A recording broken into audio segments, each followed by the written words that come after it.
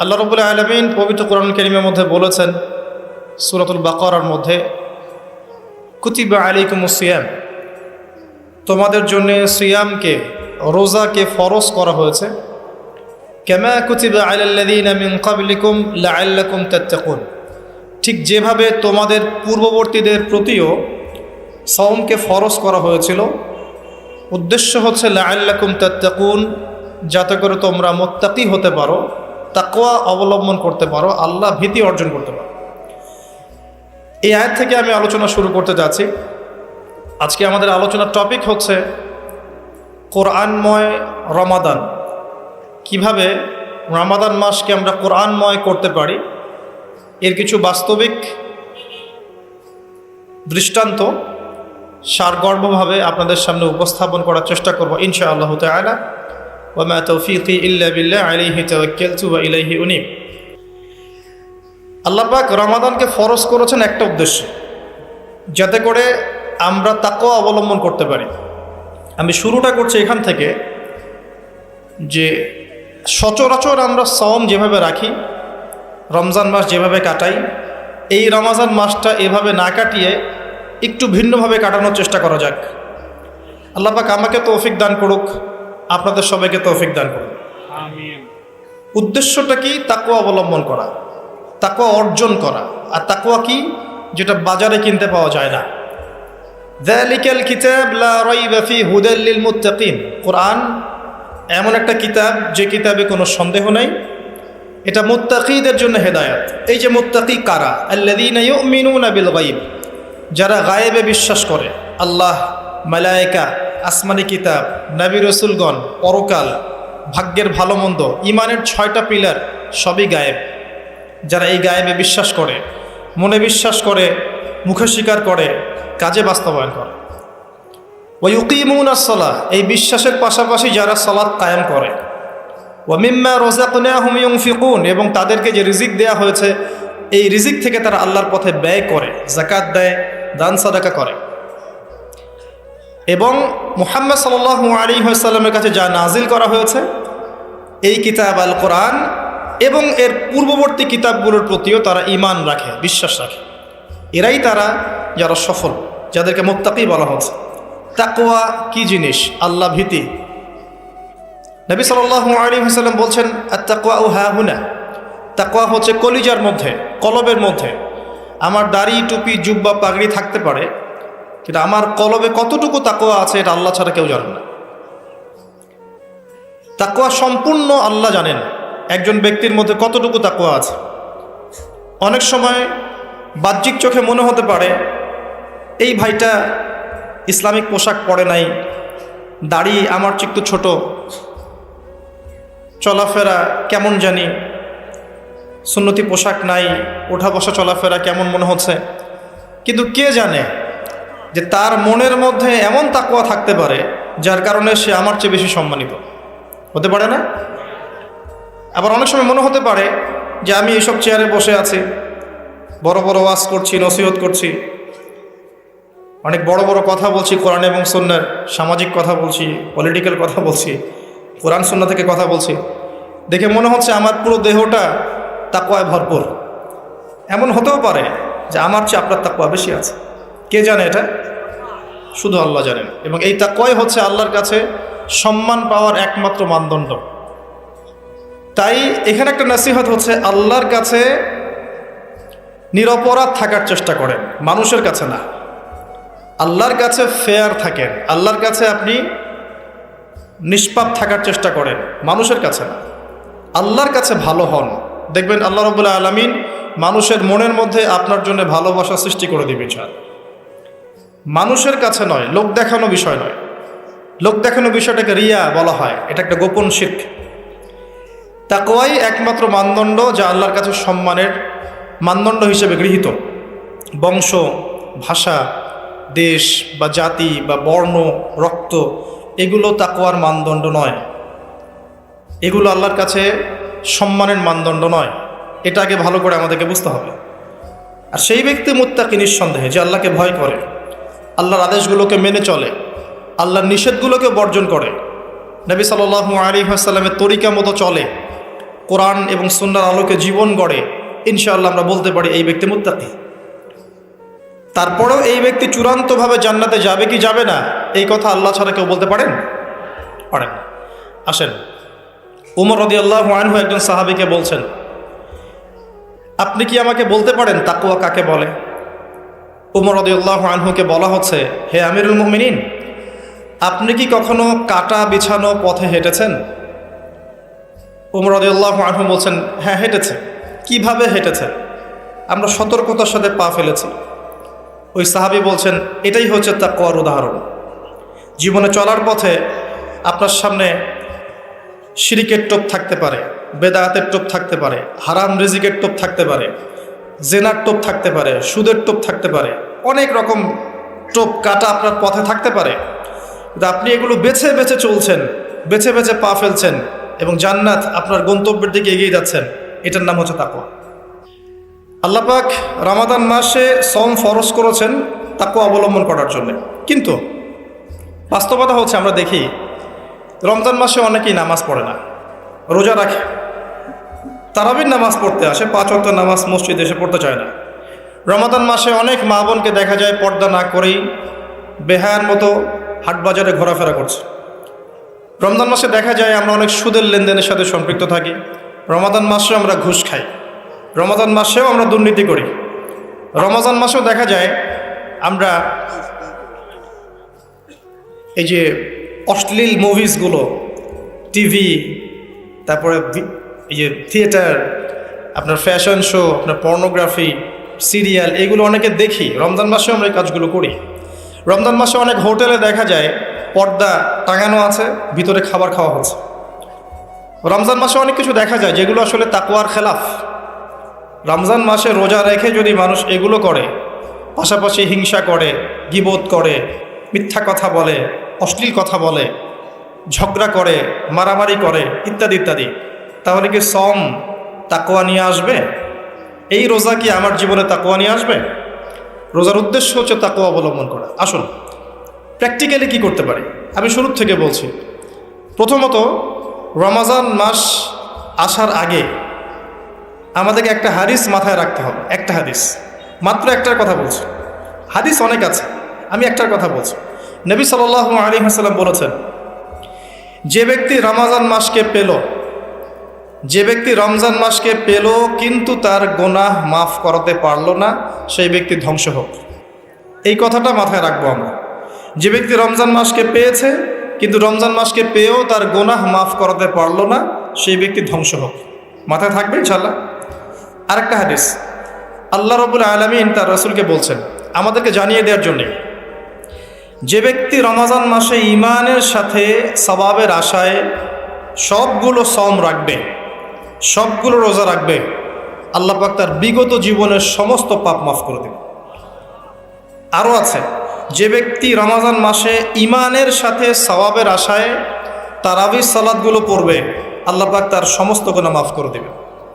আরেকটা আছে, যে ব্যক্তি ঈমানের সাথে সওয়াবের আশায় রমজান মাসের লাইলাতুল কদর জাগবে, লাইলাতুল কদর শেষ দশকের বিজোড় রাতগুলোর মধ্যে আছে, এই ব্যক্তির সমস্ত গুনাহ আল্লাহ পাক মাফ করে দেবেন। এই কয়েকটা হাদিসই যথেষ্ট আমাদের জন্য। এগুলো মাথায় রেখে আমরা এখন প্ল্যান করি। রমজান আসার আগেই নিজের গুনার হিসাব করতে হবে। কিসের হিসাব? যেহেতু আল্লাহ রাসূল বলেছেন এই মাসে গুনাহ মাফ করাতে পারলো না, তার জন্য ধ্বংস। কে জানে যে এর পরের রমাদানে আপনি বেঁচে নাও থাকতে পারেন। আমরা কেউই বেঁচে নাও থাকতে পারি, সম্ভাবনা নাই। কেউ গ্যারান্টি দিবে যে বেঁচে থাকবই? তাহলে এই গনিমতটাকে গনিমত মনে করা উচিত নয় কি? আচ্ছা, প্রথম কাজ হচ্ছে পাপের লিস্ট করা। আপনি আমি খুব ভালো করেই জানি যে আমরা আমাদের জীবনে কি কি বড় পাপ করেছি, আমাদের বিবেক জানিয়ে দিবে না? আমরা কিন্তু ভালো করেই জানি যে আমরা আমাদের জীবনে কি কি বড় পাপ করেছি। কত বছর নামাজ পড়িনি, কত বছর রোজা রাখি নাই, কত বছর যাকাত দেই নাই, কার কার ক্ষতি করেছি, কার কার উপর জুলুম করেছি, কয়বার জেনা করেছি, কয়টা মেয়ের সাথে সম্পর্ক করেছি, কতদিন বেপর্দায় চলেছি, বয়ফ্রেন্ডের সাথে কোথায় কোথায় ঘুরেছি, বয়ফ্রেন্ডের সাথে কি কি করেছি। এখন তো গার্লফ্রেন্ডও কি কি করে, তাই না ভাই? সুবহানাল্লাহ। আর কিসের জন্য অপেক্ষা করছেন? কিয়ামতের জন্য আর কোন নিদর্শনের জন্য অপেক্ষা করছেন? তবে এর পরে একটা সময় আসবে যখন মানুষ ছেলে ছেলে আর মেয়ে মেয়ে বিয়ে করবে। এটা এই ধাপটা পার করে আরেকটা ধাপে যাবে, সেটা হচ্ছে মানুষ জন্তু জানোয়ারের সাথে জেনা করবে। বিশ্বাস করলেন না? অপেক্ষা করতে থাকেন, যখন এটাও দেখবেন তখন আমার কথা মনে করে ভাই কথাটা বলছিল আগেই, মানুষ জন্তু জানোয়ারের সাথেও জেনা করবে। ছেলে ছেলেকে বিয়ে করছে না, মেয়ে মেয়েকে বিয়ে করছে না, এবং এটাকে প্রমোট করা হচ্ছে এমনভাবে যে এটা একটা ভালো জিনিস, এটা একটা ব্যক্তি স্বাধীনতা, মানুষ চাইলে করতেই পারে। কয়দিন পরে দেখবেন মানুষ জন্তু জানোয়ারের সাথেও জেনা করে। বাচ্চাদেরকে মানুষ ধর্ষণ করছে না? এক সময় ছিল কি এই জিনিসটা, বাচ্চাদেরকে কেউ ধর্ষণ করতো? আজকে থেকে 100 বছর আগে ছিল? চিন্তা করে দেখেন, ছিল না। কিন্তু এখন স্বাভাবিক হয়ে যাচ্ছে না? অনেক দেখবেন বাচ্চা এখন ধর্ষিত হচ্ছে। আর যেহেতু এগুলোর বিচার হয় না সুষ্ঠু, ধর্ষক পার পেয়ে যায়। এগুলো কিন্তু এমনি এমনি হয়নি, আস্তে আস্তে এই সময়গুলো আসবে। যাই হোক, আমরা আমাদের ঈমান আমল হেফাজত করি, আমাদের পরিবারটাকে হেফাজত করি। আল্লাহ পাক তৌফিক দান করুন।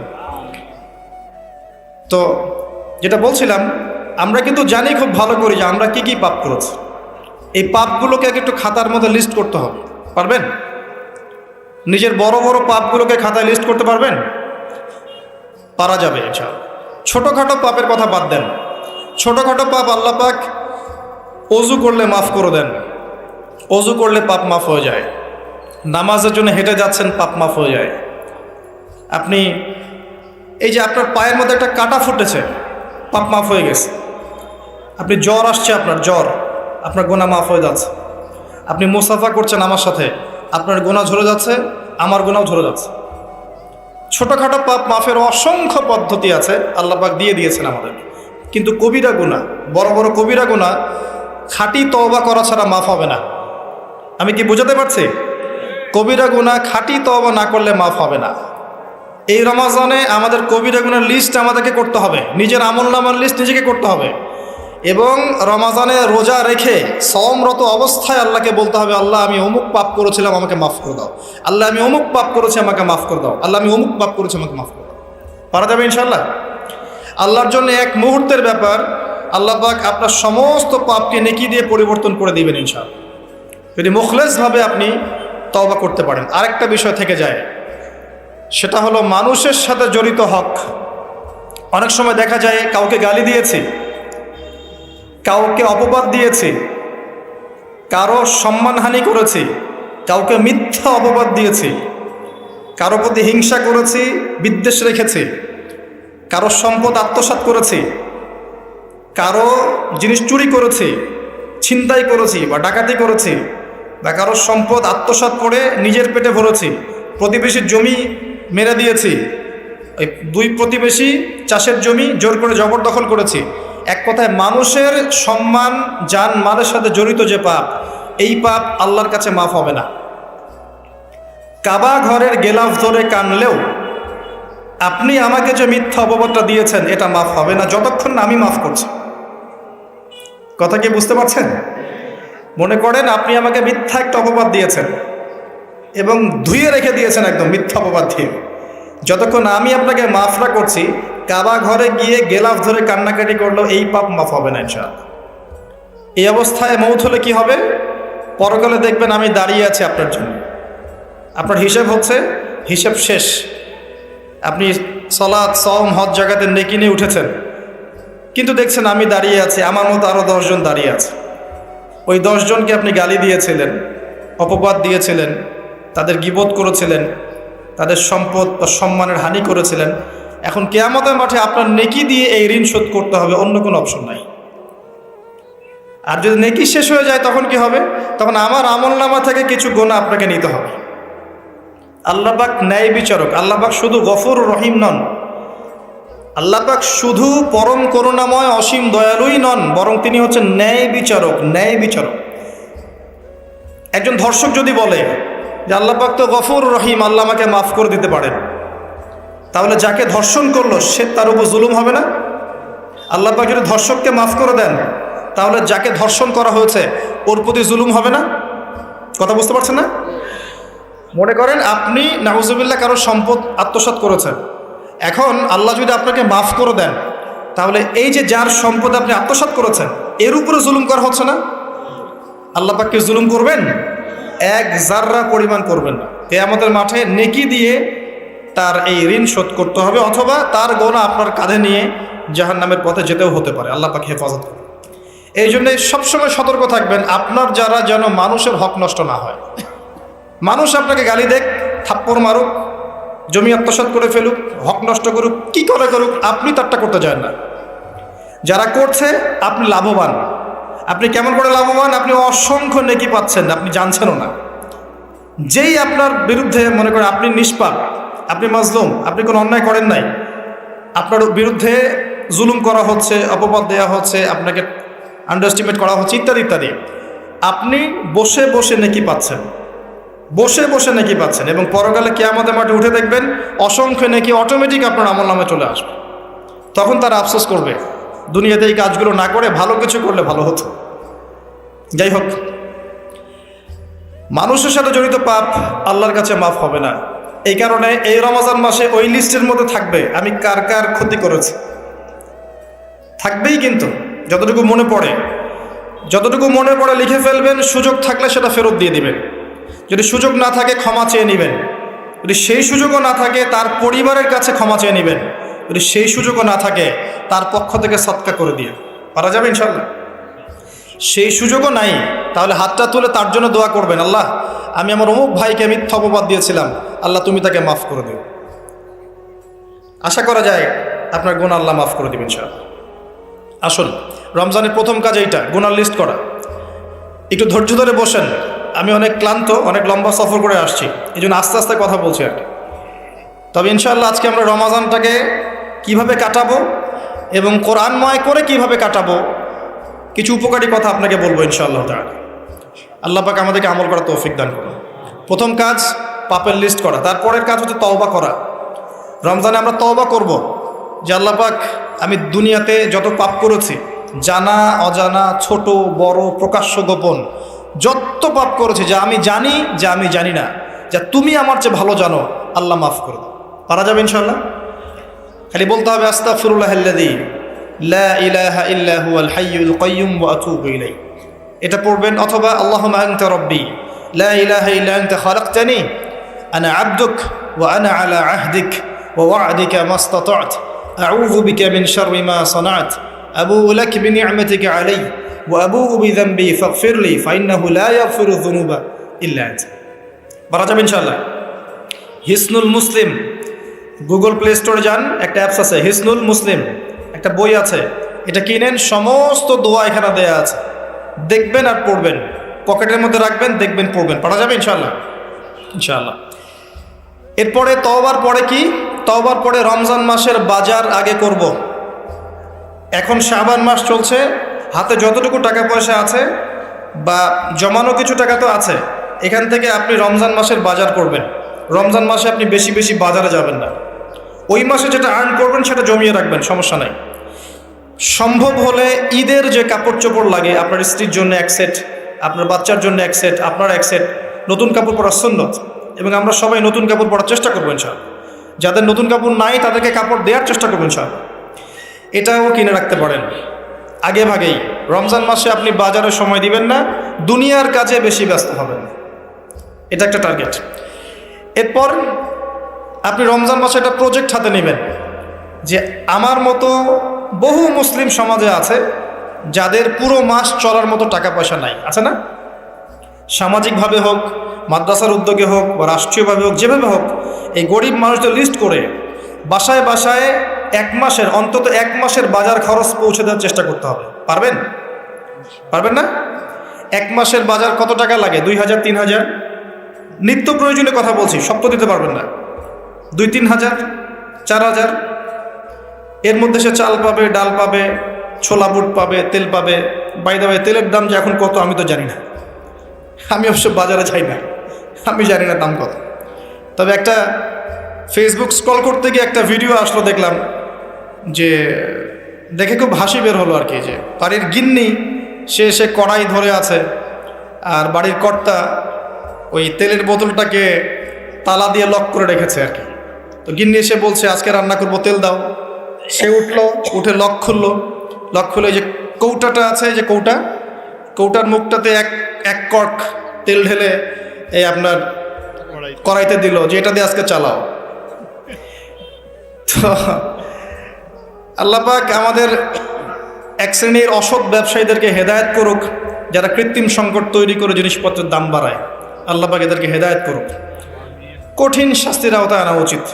যদি এটা ওমর রাদিয়াল্লাহু আনহুর শাসন হতো, দেখতেন শাস্তি কাকে বলে, প্রকাশ্যে শাস্তি দিত তারা। যদি এটা ওমর রাদিয়াল্লাহু আনহুর যুগ হতো, তাহলে দেখতেন শাস্তি কাকে বলে। উমর ইবনুল খাত্তাব রাদিয়াল্লাহু আনহুর একজন ছেলে একটা অন্যায় করেছিল, সম্ভবত তিনি মদ পান করেছিলেন, সম্ভবত। কাজী দোররা দিচ্ছে 80 বেত্রাঘাত, দোররা আস্তে আস্তে দিয়েছে। আমিরুল মুমিনিনের ছেলে, জোরে মারা যাবে না। ওমর রাদিয়াল্লাহু আনহু নিজে উঠে গিয়ে সেই দোররা হাতে নিয়ে নিজে পিটানো শুরু করলেন। দোররা মারা শেষ হওয়ার আগেই ছেলে ডেড, স্পট ডেড। কথা কি বুঝতে পারছেন? এবার ছেলেকে দাফন করলেন। দাফন করে বাকি দোররা যে কয়টা বাকি ছিল, এই বাকি দোররাগুলো তার কবরের উপরে মারছে। মারার পরে আল্লাহকে বলছে, আল্লাহ আমাকে মাফ করে দিও, হয়তো আমি ন্যায় বিচার করতে পারলাম না। আমি কি বুঝাতে পারছি ভাই? এটা তার শাসন। এরকম শাসন আবার আসবে ইনশাআল্লাহ। মনে করবেন না যে আসবে না। যা দেখছেন সব কিছু থাকবে না, এগুলোর কিছুই থাকবে না। পুরো বিশ্বে যা দেখছেন, এই আমেরিকা, এই আপনার ইসরায়েল, এই রাশিয়া, এই যে চায়নায়, এই যে ন্যাটো, আপনার ইউনাইটেড নেশনস, যা দেখছেন সব কিছু ধ্বংস হয়ে যাবে ইনশাআল্লাহ। এটাই বাস্তব।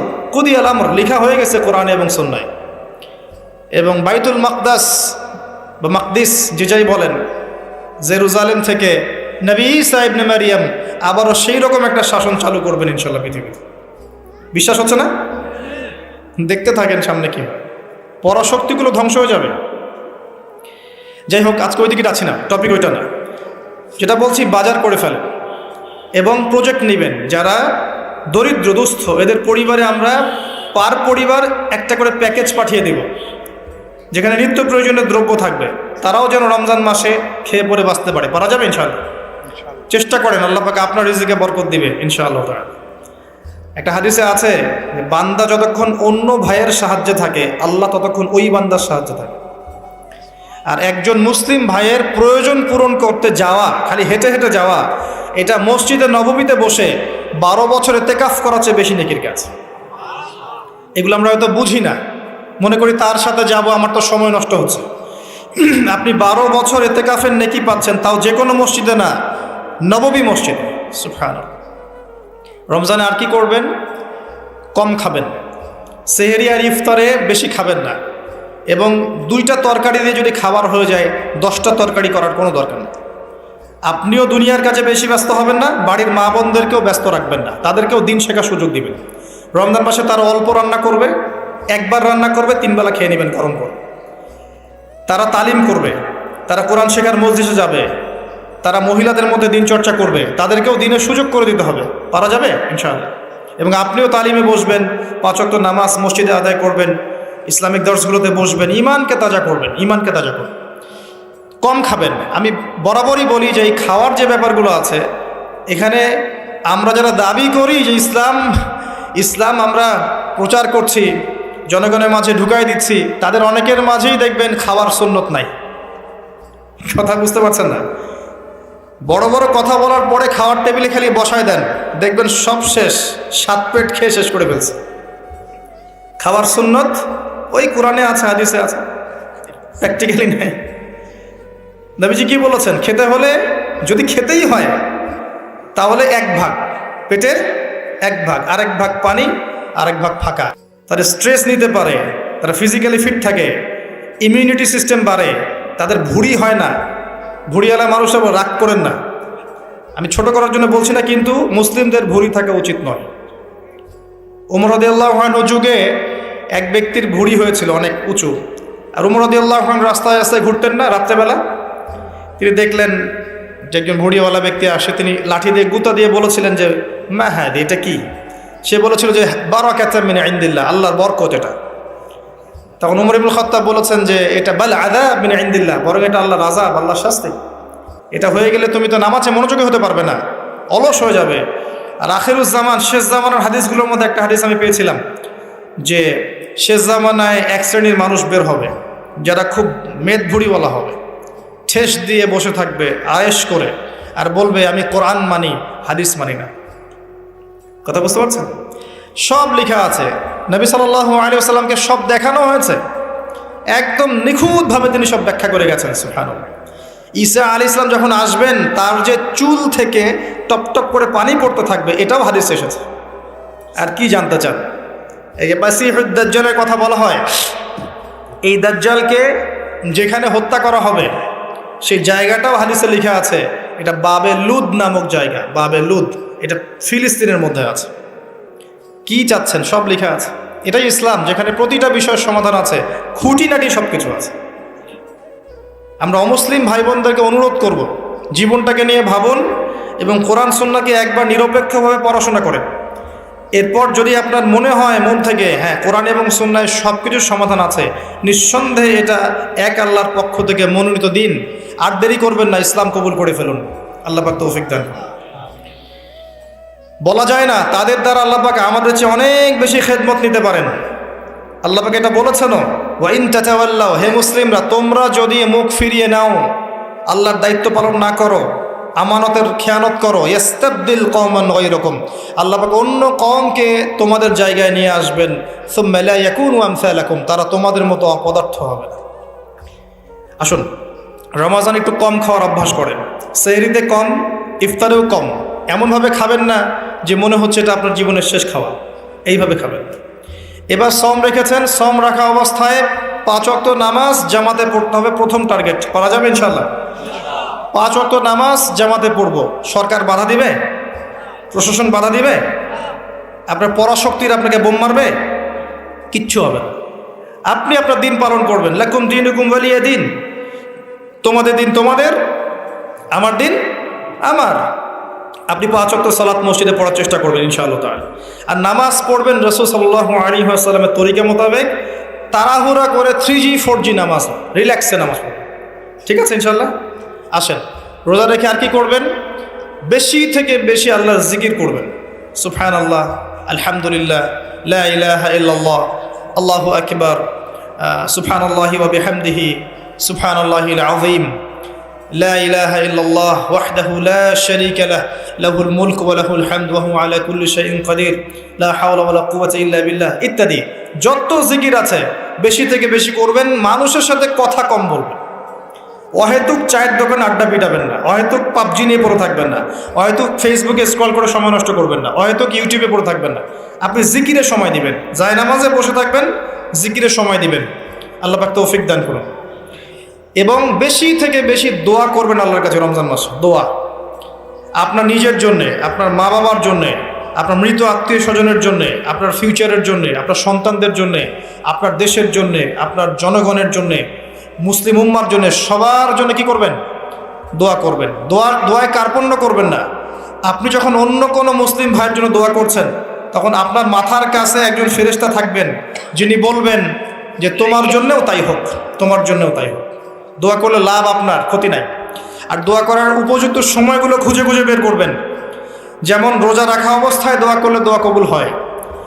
2 ইকামতের মাঝখানে, মানে আজান এবং একামত এর মাঝখানে দোয়া করলে দোয়া কবুল হয়। নামাজের, ফরজ নামাজের পরে দোয়া করলে দোয়া কবুল হয়। সালাম ফিরানোর আগেও দোয়া করলে দোয়া কবুল হয়, দোয়া মাসুরার পরে। এরপরে সেজদারত অবস্থায় দোয়া করলে দোয়া বেশি কবুল হয়। শেষ রাতে দোয়া করলে দোয়া কবুল হয়। বৃষ্টি পড়ছে, এই সময় দোয়া করলে দোয়া কবুল হয়। একটু দান সাদাকা করেছেন, ভালো কাজ করেছেন, এখন হাত তুলে দোয়া করেন, দোয়া কবুল হয়। ওযু করেছেন, এখন হাত তুলে দোয়া করেন, দোয়া কবুল হয়। অনেক জায়গা আছে দোয়া কবুলের, খুঁজে খুঁজে বের করে দোয়া করতে থাকে। দোয়া চাইতে হবে কেন? নিজের দোয়া নিজে করুন। দোয়া চাওয়া ভালো কাজ, এটা কোনো খারাপ কিছু না, কিন্তু নিজের দোয়া নিজে করতে শেখেন। আপনার যা প্রয়োজন আমি কি বুঝতে পারবো? আপনি যদি বলেন ভাই দোয়া করেন, বলতে পারি বারাকাল্লাহ ফিক, কিন্তু আপনার কি কি দরকার, আপনার মূল চাহিদা কি কি, আপনাকে নিজের ভাষা আল্লাহর কাছে বলতে হবে। যদি আপনি কোনো মতে আরবিও না জানেন, আরবির কিছুই জানেন না, আমি বলবো আপনি প্রয়োজনে বাংলাতেই আল্লাহর কাছে দোয়া করেন, আল্লাহ পাক সব ভাষা বুঝবেন ইনশাআল্লাহ। আল্লাহ পাক কি সব ভাষা বুঝবেন না? ইনশাআল্লাহ। বেশি বেশি দোয়া করবেন। রমজান মাসে আরেকটা কাজ করবেন, জাকাত। আপনাদের জাকাত যেটা আছে নিসাব পরিমাণ জাকাত লিস্ট করে ফেলবেন, হিসাব করবেন, রমজান মাসে জাকাত দিয়ে দিবেন। জাকাত আটকে রাখবেন না। যদি জাকাত কেউ অস্বীকার করে সে আর মুসলিম থাকে না, সে কাফের হয়ে যায়। এটা মনে রাখবেন, জাকাত অস্বীকার করার কোনো সুযোগ নেই। আর অলসতা করে যদি না দেন, এই জাকাত কিয়ামতের মাঠে আল্লাহ পাক এগুলোকে সোনা রূপা পরিণত করবেন, করে গলাবেন, গলিয়ে কপালে, গালে আর পিঠে লেপটে দিবেন, বলেন নাউজুবিল্লাহ। এবং এই জাকাত একটা সাপের আকৃতি নিবে, সাপ, বিষাক্ত সাপ, যেটা গলায় পেঁচানো থাকবে, মাথাটা থাকবে এই কপাল বরাবর। কবরের মধ্যে যখন শোয়ানো হবে, এই কপাল বরাবর এই সাপ ঠোকাতে থাকবে, বলবে আমি তোমার সম্পদ, আজকে স্বাদ ভোগ কর। এটাকে আমরা চাচ্ছি না। জাকাত দিয়ে দেন। আর জাকাত ইসলামিক অর্থনীতির ভিত্তি। জাকাত দিলেই গরিবের কাছে আপনার সম্পদ যাবে, তখন সেও খেয়ে পরে বাঁচতে পারবে। এভাবে সাম্য বজায় থাকবে। আল্লাহ আমাদের বোঝার তৌফিক দান করুন। রমজান মাসে একটা কাজ করবেন, সেটা হলো পরিবারকে সময় দিবেন, পরিবারকে টাইম দিবেন, পরিবারের মধ্যে ইসলামিক সংস্কৃতি গড়ে তুলবেন। একসাথে সেহরি করবেন, একসাথে সাহরি করার পরে একসাথে ইফতার করবেন, একসাথে তালিম করবেন, ইসলামিক কোনো মুভিজ একসাথে দেখলেন, ইসলামিক কোনো লেকচার একসাথে শুনলেন। মানে ইসলামকে এনজয় করবেন পরিবারকে নিয়ে, সাথে করে নিয়ে। বাচ্চা কাচ্চারা দেখবে ছোটোবেলায় আমরা বাবাদের সাথে এটা করেছিলাম, ওইটা করেছিলাম। ইফতার বানাচ্ছেন বাসায়, বাচ্চাদেরকে ইনভলভ করবেন, বাচ্চাদেরকে রোজা রাখতে উৎসাহিত করবেন, ওদেরকে নবীদের গল্প শোনাবেন, ইসলামিক কালচারে বড় করবেন। দেখবেন পরিবারের মধ্যে শান্তি রহমত নেমে আসবেন। ইনশাআল্লাহ পারা যাবে ইনশাআল্লাহ। রমজান মাসে আরও একটা কাজ করবেন, সাদাকাতুল ফিতর দিয়ে দিবেন। এটা সম্পর্কে আলেম ওলামারা আপনাদেরকে বলবে খুতবা ইনশাআল্লাহ, আমি আগেই বলে রাখলাম, সাদাকাতুল ফিতর দিয়ে দিবেন। রমজান মাসে আরেকটা ইম্পর্টেন্ট কাজ আছে, সেটা হলো যে আমাদের সমাজে অনেক এতিম থাকে, বিধবা থাকে, নিঃস্ব অসহায় মানুষ থাকে। এই মানুষগুলোর পাশে দাঁড়ানোর চেষ্টা করবেন, বেশি থেকে বেশি দান সাদাকা করবেন। যতটুকু সামর্থ্য আল্লাহ দিয়েছেন আপনি বেশি থেকে বেশি দান সাদাকা করবেন। এভাবে ইনশাআল্লাহ আপনি রমজানটাকে উপলব্ধি করতে পারবেন, এনজয় করতে পারবেন। আপনার সালাতের মাধ্যমে, আপনার সিয়াম রাখার মাধ্যমে, দোয়া করার মাধ্যমে, জিকির করার মধ্য দিয়ে, পরিবারের সাথে এনজয় করার মধ্য দিয়ে দেখবেন আপনি আত্মশুদ্ধি অর্জন করতে পারছেন।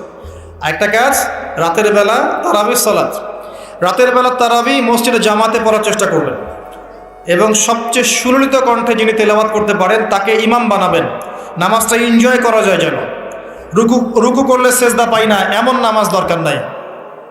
আমার কথায় মন খারাপ করছেন? রুকু করলে সেজদা পাই না এমন নামাজের দরকার নাই। ধীর স্থিরভাবে নামাজ পড়েন, মধ্যম পন্থায় নামাজ পড়েন, সুললিত কণ্ঠে তেলাওয়াত করেন। মক্কার তারাবি দেখেন, মদিনার তারাবি দেখেন, অনেক সুন্দর তারাবি হয়। রাকাত সংখ্যা নিয়ে ঝগড়া করেন না। সামনে একটা ঝগড়া আসবে, 20 টাকার নাত রাকাত, তারপরে আবার ঝগড়া আসবে ঈদের তাকবীর কতটা, আর ঝগড়ার তো শেষ নাই। আস্তে আস্তে আস্তে আস্তে ইসলামের বিরোধী শক্তি যারা, তারা বিশ্বের নেতৃত্বে দেওয়ার আসনে চলে গেছে। আর আমরা আপোষে এই মারামারি, কাটাকাটি, ঝগড়া নিয়ে পড়ে আছে। বিশ্বাস করছেন? এই হচ্ছে বাস্তবতা। কে কার গীবত করবে, কে কাকে অপবাদ দিবে, কে কার উন্নতি দেখে টেনে নামাবে, কে কাকে হিংসা করবে, কোন দলকে কাটা ছড়াছড়ি করবে, কোন আলেমকে, কোন বক্তাকে, এগুলো চলছে সমাজে। আর ইখতিলাফি মাসআলাগুলোকে নিয়ে আমরা এতটা সময় নষ্ট করেছি, এই সময়ে ইসরায়েল 70 বছর এগিয়ে গেছে। কথা বুঝতে পারেন না মনে হয়। সামনে দেখেন কি হয়, সামনে সে বিশ্বকে নেতৃত্ব দিবে, দেখে নিয়েন। ও মুসলিমদের নাকের ডগার উপর বসে সারা বিশ্বকে নেতৃত্ব দিবে। মুসলিমরা কিচ্ছু করতে পারবে না যতক্ষণ না ইমাম মাহদী আসছেন, তার আগ পর্যন্ত না। ইল্লা মাশাআল্লাহ। যদি আল্লাহ পাক কিছু বান্দাকে খাস করে নেন সেটা আলাদা বিষয়। মানে এখনও এই পৃথিবীতে এমন কিছু বান্দা আছে যারা কশ্চিনকালেও জালেমের সামনে মাথা নত করবে না, যারা হকের উপর থাকবে, যারা ইসলামের বিরোধী শক্তিকে ছাড় দিবে না, এমন বান্দাও পৃথিবীতে আছে। তাদের কথা ভিন্ন। বেশিরভাগ মুসলিমই লাহুম কুলুবুন লা ইয়াফকাহুনা বিহা, এরকম পর্যায়ে পড়ছে। হৃদয় আছে, উপলব্ধি করে না, চোখ আছে, দেখে না, কান আছে, শোনে না। এগুলোর ইখতিলাফ বাদ দিয়ে আপনি স্থিরভাবে নামাজের রাকাত সংখ্যা না, আপনি কোয়ালিটি বাড়াবেন। নামাজটা কত সুন্দর হচ্ছে এটা একটা ফ্যাক্ট। এবং তারাবির নামাজটাকে এনজয় করেন। খতম হবে কোরআন, আমরা কোরআনকে এনজয় করবো ইনশাআল্লাহ। এরপরেও শেষ রাত্রে আপনি চেষ্টা করেন নিজে ওঠার জন্য, নিজে ওঠার জন্য পরিবারের লোকজনকে ওঠানো, আসো 2 রাকাত নামাজ পড়ি, আসো 4 রাকাত নামাজ পড়ি। সেহরি করার 1 ঘন্টা আগে ওঠা যাবে না? সেহরি করার 1টা ঘন্টা আগে উঠলেই কিন্তু আমি মিনিমাম 5-6 রাকাত 8 রাকাত 10 রাকাত নামাজ পড়তে পারবো। 2 রাকাত তো পারবো কমসে কম। 2 রাকাত পড়ে একটু তাসবিহ তাহলিল করে একটু কোরআন তেলাওয়াত করে আল্লাহর কাছে হাত তুলে দোয়া করা যাবে না? ওই সময় আল্লাহ পাক প্রথম আসমানে নেমে আসেন, সুবহানাল্লাহ, এসে বলেন, কে আমাকে ডাকবে আমি তার ডাকে সাড়া দিব, কে আছে আমার কাছে কিছু চাইবে আমি তোমার চাওয়া পূরণ করব, কে আছো আমার কাছে ক্ষমা চাইবে আমি তোমাকে ক্ষমা করে দেব। আল্লাহ পাক ফজর পর্যন্ত এটা বলতে থাকে। রমাদানের আর 2টা কাজ, এক হচ্ছে লাইলাতুল কদর তালাশ করবেন। আর লাইলাতুল কদর তালাশ করতে হলে শেষ দশকটা ইতিকাফ করার চেষ্টা করুন। ইতিকাফ করতে পারলে আপনি লাইলাতুল কদর পেয়ে যাবেন ইনশাআল্লাহ। স্পেসিফিকলি বলা নাই 27শে রমজানই লাইলাতুল কদর হবে, স্পেসিফিকলি বলার সুযোগ নাই, মিস হতে পারে। নবীজি বলেছেন শেষ দশকের বেজর রাত 21, 23, 25, 27, 29 যে কোনো একটা রাত লাইলাতুল কদর হবে। এক রাত ইবাদত করবেন, সারা হাজার হাজার মাস ইবাদত করার নেকি পেয়ে যাবেন ইনশাআল্লাহ তাআলা। এই রাতে দোয়া করলে দোয়া কবুল হয়ে যায়। আল্লাহ পাক আমাদেরকে লাইলাতুল কদর পাওয়ার তৌফিক দান করুন, ইতিকাফ করার তৌফিক দান করুন। আমি আরেকটা কাজ যেখান থেকে আমি আসবো, কোরআনময় রমাদানে, রমজান মাসে সবচেয়ে বড় যে কাজটা, এটা দিয়ে শেষ করছি, শোনেন, এখানে একটু সময় নিব আমি, একটু ধৈর্য ধরেন। রমজান মাসের সবচেয়ে বড় কাজ এবং রমজান মাস যে কারণে মহামান্বিত বা মহিমান্বিত, শব্দটা হয়তো আমি ভুল বলেছি, তো সেটা হচ্ছে আল কোরআনুল কারীম। রমজান মাস সেই মাস যেই মাসে কোরআন নাজিল করা হয়েছে। কি কারণে রমজান মাসে এত ফজিলতময়? প্রশ্নটা কি একটা যৌক্তিক প্রশ্ন না? শাবান মাসে কেন এত কিছু নয়? রজব মাসে নয় কেন? রমজান মাসেই কেন? উত্তর একটা উত্তর, যে শাহরু রমাদানাল্লাযী উনজিলা ফীহিল কোরআন। রমজান সেই মাস যেই মাসে আমি কোরআন নাজিল করেছি। কি জন্য নাজিল করেছেন আল্লাহ পাক? হুদাল লিন্নাস, এটা মানব জাতির জন্য হেদায়েত, ওয়া বাইয়িনাতিন মিনাল হুদা, এবং এটা সুস্পষ্ট একটা প্রমাণ, ওয়াল ফুরকান, এবং সত্য মিথ্যার মানদণ্ড, ইলা আখিরিল আয়াত। সূরা কদরে আল্লাহ বলছেন ইন্না আনজালনাহু ফি লাইলাতুল কদর, আমি লাইলাতুল কদরে কোরআন নাজিল করেছি। আর কদর কোন মাসে? শাবানে না রজবে না রমজানে? তাহলে রমজান মাসে কোরআন নাজিল হয়েছে, প্রমাণ হলো। রমজান মাসে আল্লাহ পাক কোরআন নাজিল করেছেন কোথায়? এবার আপনাকে দেখাচ্ছি। এই যে আইয়ামে জাহেলিয়াতে। কোথায়? আইয়ামে জাহেলিয়াতে, যখন একটা যুগের মধ্যে শিরক আছে, সুদ আছে, ঘরে ঘরে শিরক, ঘরে ঘরে সুদ, ঘরে ঘরে মাদক, ঘরে ঘরে মেয়েদের অবমাননা এবং গোত্রীয় হানাহানি, কাটাকাটি, মারামারি, জেনা, ব্যভিচার ভর্তি একটা সমাজের মধ্যে, এখানে রমজান মাসে লাইলাতুল কদরে আল্লাহ কোরআন নাজিল করছেন। কথা কি বুঝতে পারছেন? এবার এই মাসটাকে আল্লাহ পাক সম্মানিত করে দিলেন। তাহলে রমজান মাসের মূল কাজটা কি? কোরআনকে সময় দেয়া। এই মাসের মূল বিষয়টা কি? আল কোরআন। এখন আসেন, এই জাহেলি যুগে কোরআন নাজিল হলো মাত্র 23 বছর পর। কত বছর? মাত্র 23 বছর কোরআন অনুযায়ী চলার পরে দেখা গেল ওই জাহেলি যুগের মধ্যে কোনো শিরক নাই, ওই জাহেলি যুগের মধ্যে কোনো সুদ নাই, ওই জাহেলি যুগের মধ্যে কোনো নারীর অবমাননা নাই, ওই জাহেলি যুগের মধ্যে কোনো রকমের মাদক নাই, এই জাহেলি যুগের মধ্যে, ওই জাহেলি যুগের কোনো গোত্রীয় হানাহানি নাই, সবাই ভাই ভাই হয়ে গেছে। সুবহানাল্লাহ। কত বছর? 23 বছর। কিভাবে চলেছেন? এই আল্লাহর কিতাব আল কোরআনুল কারীম, এর শিক্ষা এবং এর ব্যাখ্যা সুন্নাহ, এটাকে ফলো করে চলা হয়েছে 23 বছর, মাত্র 23 বছর। এখন সেই আল্লাহ কি নাই? সেই নবী নাই? নবী জীবিত না থাকলেও তার সুন্নাহ নেই, এবং সেই কিতাব আমাদের মাঝখানে নাই? সবই আছে। যদি সেই আল্লাহ থাকেন, সেই নবীর সুন্নাহ থাকে এবং সেই কিতাব আমাদের মাঝে থাকে, তাহলে আমাদের জাহিলিয়াতগুলো দূর করা সম্ভব না? কি করবেন রমজান মাসে কোরআনকে? আপনি জেনেছেন রমাদান মাস কোরআনের মাস, এই মাসটাকে আপনি কিভাবে মূল্যায়ন করবেন? আমি কয়েকটা ক্লাসিফিকেশন বলছি, লিসেন, এই জায়গাটা একটু ভালো করে শোনেন। 1 নাম্বার, বিভিন্ন শ্রেণীর মানুষ থাকে। এক শ্রেণীর মানুষ আছে আমাদের সমাজে যারা আলিফ বা তাসা মোটেই জানে না। আছে? আছে? এমন অনেক মানুষ আছে, এদের সংখ্যা কিন্তু কম না, প্রচুর মানুষ যারা আলিফ বা তাসাও উচ্চারণ করতে পারে। কোরআন বিশুদ্ধ করে একটা আলহামদুলিল্লাহ রাব্বিল আলামিন এটা পড়তে পারে না, বানান করে করে পড়তে পারে না, আছে না? এক কথায় বিশুদ্ধ তেলাওয়াত করতে পারে না, এমন মানুষের সংখ্যা কম না বেশি? প্রচুর। তাদের জন্য এই রমজানের টার্গেট হচ্ছে তাদেরকে এই রমজানের মধ্যেই কোরআন তেলাওয়াত করা শিখতে হবে। এতটুকু পারবেন? পারবেন না? ভয় পাচ্ছেন? রমজান 1 মাস সময় লাগার কথা না, আপনার 20 দিন সময় লাগবে কোরআন তেলাওয়াত শিখতে ইনশাআল্লাহ। বিশ্বাস হচ্ছে না? হয়তো আপনি দ্রুত গতিতে পড়তে পারবেন না, কিন্তু পড়তে পারবেন। আপনি মদ মাখরাজ তাজবিদগুলো শিখতে পারবেন। এখন আপনার জন্য টার্গেট যারা কোরআন মোটেই তেলাওয়াত করতে পারেন না, এই মাসে 1 মাসের মধ্যে আপনি কোরআন তেলাওয়াত করা শিখবেন, এটাই আপনার টার্গেট। পারবেন? মনে রাখবেন, নবী সাল্লাল্লাহু আলাইহি ওয়াসাল্লাম বলেছেন ইকরাউল কোরআন, তোমরা কোরআন তেলাওয়াত করো। ফাইন্নাহু ইয়াতি ইয়াউমাল কিয়ামা শাফিআন লিআসহাবিহি, কোরআন কিয়ামতের দিন তার পাঠকারীর জন্য সুপারিশকারী হবে ইনশাআল্লাহ তাআলা। খায়রুকুম মান তাআল্লামাল কোরআন ওয়া আল্লামা, তোমাদের মধ্যে সেই ব্যক্তি শ্রেষ্ঠ বা উত্তম যে নিজে কোরআন শেখে অন্যকে শেখায়।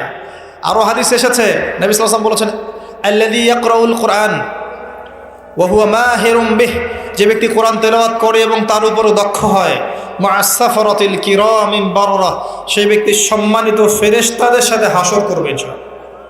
ওয়াল্লাযী ইয়াকরাউল কোরআন ওয়া ইয়াতাতা'তাউ ফিহি, আর যে ব্যক্তি কোরআন তেলাওয়াত করে কিন্তু করতে গিয়ে আটকে যায়, ওয়া হুয়া আলাইহি শাক, এটা তার জন্য কষ্টকর হয়, ফালাহু আজরান, তার জন্য ডাবল পুরস্কার আছে।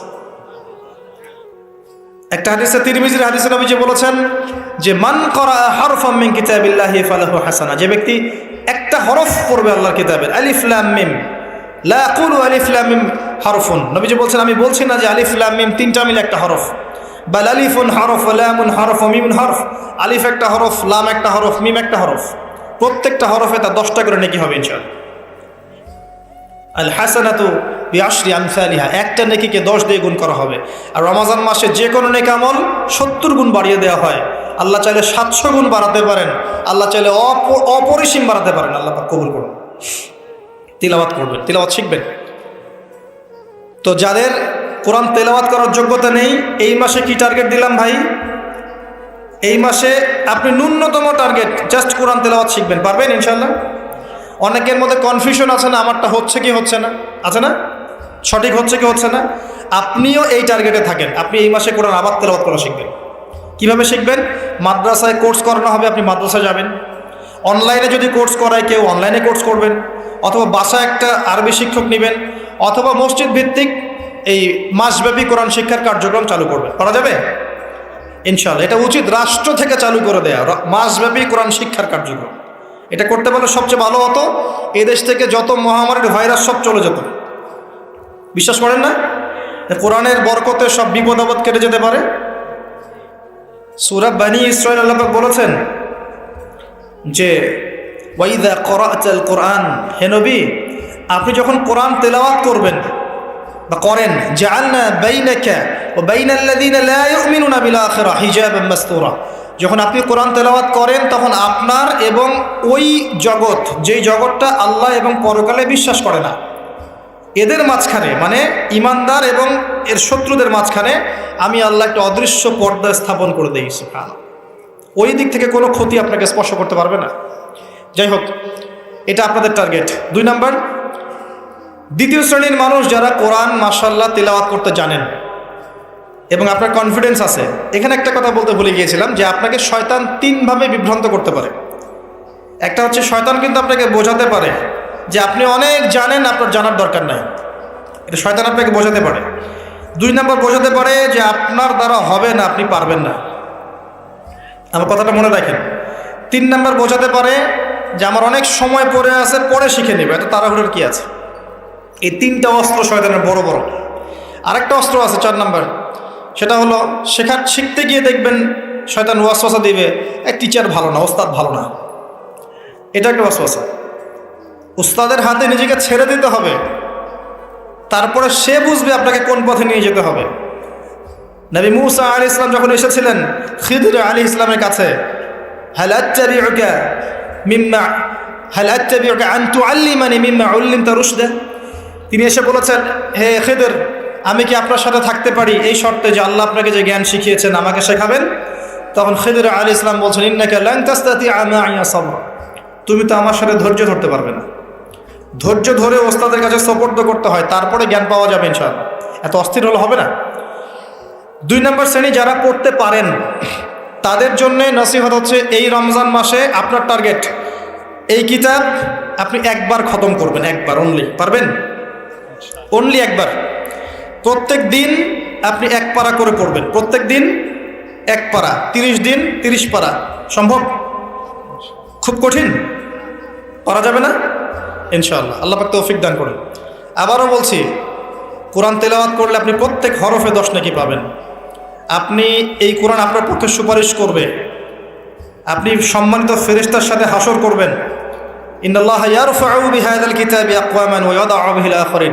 বহু সম্প্রদায়কে আল্লাহ পাক এই কোরআনের মাধ্যমে সম্মানিত করেন, অনেককে অপদস্থ করেন। হাফেজে কোরআনদেরকে বলা হবে, ইকরা ওয়ারতাক, তোমরা পড়ো, উঠতে থাকো। ফাইন্না মানজিলাতাক, তোমার আসন হবে, মঞ্জিল হবে, ইলা আখিরি আয়াতিন তাকরাউহা, তুমি যেখানে তেলাওয়াত করা থামবে সেখানে জান্নাতে ওই উচ্চ আসনে তোমাকে বসানো হবে। কেউ যদি 500টা আয়াত পড়ে 500 তলা বাড়ি দেওয়া হবে জান্নাতে। কেউ যদি 1000 আয়াত পড়তে পারে 1000 তলা বাড়ি দেওয়া হবে জান্নাতে। আর কিছু নেকি আছে, যেমন আপনি যদি সূরা বাকারা পড়েন, আপনার ঘরের মধ্যে শয়তান আসবে না ইনশাআল্লাহ, আপনার জীবনে বরকত হবে। আপনি আয়াতুল কুরসি পড়েন প্রত্যেক ফরজ নামাজের পরে, আপনার মৃত্যু ছাড়া জান্নাতে যাওয়ার কোনো বাধা নাই। সূরা মুলক পড়েন রাতের বেলা, এটা আপনাকে কবরের আযাব থেকে বাঁচাবে। সূরা কাহফ পড়েন প্রথম 10 আয়াত শেষ 10 আয়াত, আল্লাহ পাক আপনাকে দাজ্জালের ফিতনা থেকে বাঁচাবে ইনশাআল্লাহ। সূরা ইয়াসিন পড়েন, আপনার হাজত পূর্ণ হয়ে যেতে পারে ইনশাআল্লাহ তাআলা। আপনি সূরা বাকারার শেষের আয়াতগুলো পড়েন, 3টা আয়াত, সারা রাত নফল নামাজের নেকি পাবেন। অনেক ফজিলত, এটা বলে শেষ করতে পারবো না, আমি গুটিয়ে নিচ্ছি। যারা কোরআন তেলাওয়াত করতে পারেন তাদের জন্য কোরআনময় রমাদান হচ্ছে, আপনারা কোরআন 1 পারা করে পার ডে পড়বেন, একবার খতম দিবেন। পারা যাবে? আল্লাহ পাক তৌফিক দান করুন। 3 নম্বর, তারা যারা হাফেজে কোরআন, তাদের টাস্ক হচ্ছে এই কোরআন রমজান মাসে পুরোটা আবার হিফসের চর্চা করবেন। অনেক সময় ইয়াদদাশ কমে যায় না, অনেকে আবার ভুলে যায় না। হাফেজদের প্রতি নসিহত হচ্ছে, এই মাসে আপনি পুরো কোরআনটাকে আবার রিগেইন করবেন, রিভাইজ করবেন, চর্চা করবেন, আবার আগের জায়গায় ফিরিয়ে নিয়ে আসবেন। পারবেন ইনশাআল্লাহ? আল্লাহ তৌফিক দান করবেন। এবং সম্ভব হলে তারাবির নামাজ পড়ান। যারা তারাবির নামাজ পড়ায় তারা সৌভাগ্যবান, তারা পুরো কোরআনটা হিফজ করার সুযোগটা পেয়ে যায়। আল্লাহ পাক তাদেরকে তৌফিক দান করুন। এখানে একটা কথা বলবো আমি 1 মিনিটে, যে ইমাম, খতিব, মুয়াজ্জিন যারা আছেন তাদের ভালো ভাতার ব্যবস্থা করবেন, তাদের পরিবারের ভরণ পোষণের জন্য ভালো অঙ্কের ভাতার ব্যবস্থা করবেন। সব কিছুর দাম বাড়বে, তাদের ভাতা বাড়বে না, এটা হতে পারে না। তাদের জন্য, তাদের পক্ষে যদি কথা বলার কেউ না থাকে, আমি কথা বলছি, তাদের জন্যে আপনি ভালো অঙ্কের ভাতার ব্যবস্থা করবেন। তাদেরকে যেন পরিবার নিয়ে টেনশন করতে না হয়। নামাজ পড়াবেন, তারাবি পড়াবেন, খুতবা দিবেন, দিনের প্রচার করবেন, আপনি তার পরিবারের দায়িত্ব নিয়ে নেবেন। পারবেন? এটা করতে না পারলে তো আল কোরআন আলো ঘরে ঘরে জ্বলবে না। কোরআনওয়ালা মানুষের যদি সমস্যায় থাকে তাহলে কোরআনের কথা কে বলবে? কে নামাজ পড়াবে আর কে আপনাকে তারাবি পড়াবে? তারা অনেক মাজলুম এবং অসহায়, তারা মুখ ফুটে অনেক কথা বলতে পারে না, তাদের পক্ষে কথা বলার মানুষ খুব কম। তাদেরকে ভালো অঙ্কের অনারিয়ামের ব্যবস্থা করবেন, এটা করা উচিত আমাদের সবার। একটি ইমামের বেতন 5,000 10,000 টাকা, কীভাবে সংসার চলবে? সংসার চলতে পারে না। আল্লাহ পাক তাদেরকে প্রশস্ত রিজিকের ব্যবস্থা করুন, আমিন। আমাদের মানসিকতা পরিবর্তন করুন, আমিন। হাফেজ কোরআনদের জন্য এই টাস্ক, আপনারা পুরো কোরআন হিফজ করবেন, চর্চা করবেন এই রমজান মাসে। তারপরে আর 2-3টা বলে শেষ করছি। যারা কোরআন আমরা অর্থ জানি, টুকটাক অর্থ জানি, আমাদের কাজ হচ্ছে এই রমজান মাসে কোরআনের ব্যাকরণগুলোকে ঝালাই করা, আরবি ভাষাটাকে একটু ঝালাই করা, এবং বিশুদ্ধ তাফসীরকে নিয়ে পুরো কোরআন A to Z পুরো কোরআন 1 মাসের মধ্যে অর্থসহ পড়া। পারবো ইনশাল্লাহ? যারা আমরা অর্থসহ পড়তে আগ্রহী বা টুকটাক আরবি ব্যাকরণ ভাষা জানি, তাদের উপর দায়িত্ব হচ্ছে এই রমজান মাসে পুরো কোরআনটা অর্থসহ পড়ার চেষ্টা করা। আল্লাহ পাক আমাকে আপনাদের সবাইকে তৌফিক দান করুন। এখানে আমি একটা সহজ কথা বলছি, শোনেন। আল কোরআনুল কারীমের মধ্যে 600টা পৃষ্ঠা আছে। কয়টা পৃষ্ঠা? এই কিতাবের মধ্যে 600 পৃষ্ঠা আছে। প্রত্যেক 20 পৃষ্ঠায় একটা করে পারা শেষ হয়, এবং প্রত্যেকটা পৃষ্ঠায় আপনি 15টা করে লাইন পাবেন। 15টা করে লাইন পাবেন। প্রত্যেকটা লাইনে আপনি গড়ে 9টা করে শব্দ পাবেন, 9টা শব্দ। কোন লাইনে 10টা থাকতে পারে, কোন লাইনে 8টা থাকতে পারে, গড়ে 10টা শব্দ, 9টা শব্দ থাকবে, এবং এক পৃষ্ঠায় 135 থেকে 140টা শব্দ থাকে। কথা কি বুঝতে পারছেন? এভাবে হিসাব করলে দেখা যায় যে এই 600 পৃষ্ঠার কিতাবের মধ্যে সব মিলিয়ে শব্দ আছে 77,800টা। কতটা? 77,800টা, অ্যাপ্রক্সিমেটলি 78,000 শব্দ। কিন্তু সুসংবাদ হচ্ছে এই সমস্ত শব্দগুলোই নতুন নতুন শব্দ নয়, বরং এই শব্দগুলো বের হয়েছে মাত্র 4,500 শব্দ থেকে। সুবহানাল্লাহ, চিন্তা করতে পারেন? মাত্র 4,500 শব্দ থেকে এই সমস্ত শব্দগুলো বের হয়েছে। এই শব্দগুলো আবার 3 ভাগে বিভক্ত। একগুলো হচ্ছে নাউন্স বা বিশেষ্য বা ইসম, একগুলো হচ্ছে ফেল বা ক্রিয়া, একগুলো আছে হরফ বা প্রিপোজিশন বা অব্যয়, এই টাইপের। এর মধ্যে মাত্র 200 থেকে 300টা মাজদার যদি আপনি জানেন, এবং একটা শব্দ থেকে অনেকগুলো শব্দ তৈরি করার এই ব্যাকরণের টেকনিকটা যদি শিখতে পারেন, আপনি ইনশাআল্লাহ তাআলা অল্প সময়ের মধ্যেই দেখবেন আল কোরআনের মিনিমাম অর্ধেক অর্থ আপনি বুঝতে পারছেন। এটা এত সহজ, আলহামদুলিল্লাহ। অনেকে বলবেন যে এটা তাকে শুনি নাই, নতুন নতুন মেথড আসছে না, FM মেথড, এই মেথড, সেই মেথড আসছে না। আরবি ভাষা নিয়েও চর্চা হয়, মেথড বের হয়। আরবি ভাষা নিয়ে, কোরআন নিয়েও অনেক গবেষণা চলছে, এবং নতুন নতুন অনেক কোর্স এবং বই লঞ্চ হচ্ছে। এগুলো ঘাটাঘাটি করেন, আপনি দেখবেন যে কোরআনটাকে আল্লাহ পাক সহজ করেছেন। আল্লাহ পাক এটাই বলেছেন, ওয়ালাকাদ ইয়াসসারনাল কোরআন লিযিকরি ফাহাল মিন মুদ্দাকির। কোরআনকে আমি বোঝার জন্য সহজ করেছি, কেউ কি আছো উপদেশ গ্রহণকারী? আপনি এই ব্যাকরণগুলো শেখেন। আমি একটা ওয়েবসাইটের নাম বলে দিচ্ছি, www.understandquran.com। দেখেন, এখানে সব ভিডিওসগুলো দেওয়া আছে। সময় নেই, এখানে দেখেন। ইংরেজি ভাষায় দেওয়া আছে, উর্দু ভাষায় দেওয়া আছে। আপনি বুঝবেন, সহজ উর্দু, সহজ ইংরেজি, আপনি পারবেন ইনশাআল্লাহ তাআলা। একটু সময় দেন, 6টা মাস, 1টা বছর সময় দেন, আপনি ইনশাআল্লাহ আল কোরআনের মিনিমাম 60 থেকে 70% অর্থ করতে পারবেন ইনশাআল্লাহ তাআলা। বাকি যেগুলো পারবেন না, সেগুলো একটু কঠিন, সেগুলো আপনাকে আরও উচ্চ লেভেলের বই পড়তে হবে, আলেম ওলামার কাছে গিয়ে পড়ে থাকতে হবে, গ্রামার শিখতে হবে, ব্যাকরণগুলো শিখতে হবে। আস্তে আস্তে আস্তে আপনি পারবেন ইনশাআল্লাহ। শুধু সূরা ফাতিহাতে যে কয়টা শব্দ আছে, 19টা 20টার মতো শব্দ থাকতে পারে। এই শব্দগুলো কোরআনে ঘুরে ঘুরে এসেছে প্রায় 7,800 বার। কতবার? 7,800 বার। এই শব্দগুলো আলহামদু, লিল্লাহি, মালিক, আর রহমান আর রহিম, ইয়াকা না'বুদু নাস্তাইন, এই শব্দগুলো ঘুরে ঘুরে কোরআনে এসেছে প্রায় 7,800 বার। আপনি সূরা ফাতিহার অর্থ জানেন, অর্থ হচ্ছে আপনি কোরআনের 7,800টা অর্থ জানেন।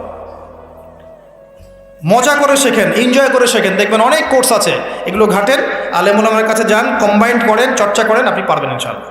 পারবেন না এটা হতে পারেন, আপনি পারবেন, আপনার দ্বারাই হবে ইনশাআল্লাহ তাআলা। আল্লাহ পাক কবুল করুন। তাই যারা আমরা টুকটাক আরবি ব্যাকরণ শিখতে পারি বা জানি বা চর্চা করি, তাদের উচিত রমজান মাসে এটাকে চর্চা করা এবং শুরু থেকে শেষ পর্যন্ত অর্থটা পড়া।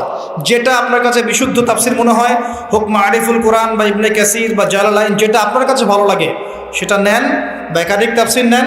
প্রতিদিন 1 পারা করে আপনি অর্থ পড়ার চেষ্টা করেন। ইনশাআল্লাহ 1 মাসে 1 বার কোরআনের অর্থ পড়া যাবে ইনশাআল্লাহ তাআলা। আল্লাহ পাক আমাদের সবাইকে আল কোরআনের অর্থ বোঝার তৌফিক দান করুন, আমিন। এরপরে আমরা কোরআনের আদেশ এবং নিষেধগুলোকে রমজান মাসে মানব। সমস্ত কোরআনের আদেশ মানার চেষ্টা করব। নামাজ হোক, রোজা হোক, হজ জাকাত হোক, আপনার সত্য কথা বলা, পিতামাতার খিদমত করা, প্রতিবেশীর হক, সমস্ত সৎ বিষয়গুলো আমরা করার চেষ্টা করব ইনশাআল্লাহ তাআলা। একই সাথে কোরআনে যত নিষেধ করা আছে, যত হারাম নিষেধ করা আছে, শিরিক করো না, বেদাত করো না, হারাম খেও না, চুরি করো না, সুদ খেও না, জেনা করো না ইত্যাদি, এগুলো ছেড়ে দেবো ইনশাআল্লাহ। আল্লাহ পাক তৌফিক দান করুন। এবং সর্বশেষ কথা, এই রমজান মাসকে কোরআনময় করতে হলে কোরআনের দাওয়াত আমাদের সবার ঘরে ঘরে পৌঁছাতে হবে। কোরআনের দাওয়াত কিভাবে ঘরে ঘরে পৌঁছাবেন সেটার ফিকির আপনারা করেন। মসজিদ ভিত্তিকভাবে, মাদ্রাসার বাড়ি বাড়ি তালিমের মাধ্যমে হোক, গস্তের মাধ্যমে হোক, মুসলিম অমুসলিম সবার ঘরে ঘরে কোরআনের মৌলিক বার্তাগুলো পৌঁছে দিলে ইনশাআল্লাহ তাআলা কোরআনের হক আদায় হবে। এই সেই রমজান মাস, যে মাসে কোরআন নাজিল হয়েছে, এই মাসে যদি আমরা কোরআনের হক আদায় করতে ব্যর্থ হই এবং আমাদের গুনাহগুলোকে মাফ করাতে ব্যর্থ হই, তাহলে আমাদের মতো হতভাগা আর কেউ থাকবে না। আল্লাহ পাক আমাদেরকে বোঝার তৌফিক দান করুন, আমিন। রমাদান মাসে পরিপূর্ণরূপে সওম রাখার তৌফিক দান করুন, এবং সওম রেখে আল্লাহর যাবতীয় নিষেধকে বর্জন করার তৌফিক দান করুন, এবং রমজান মাসে আল্লাহ পাক কোরআনের হকগুলো আদায় করার তৌফিক দান করুন। কোরআনময় রমাদানে আল্লাহ পাক আমাদেরকে বারাকা মণ্ডিত করুন, সৌভাগ্য মণ্ডিত করুন, আমিন। আমি এই বলে আমার আজকের সংক্ষিপ্ত আলোচনা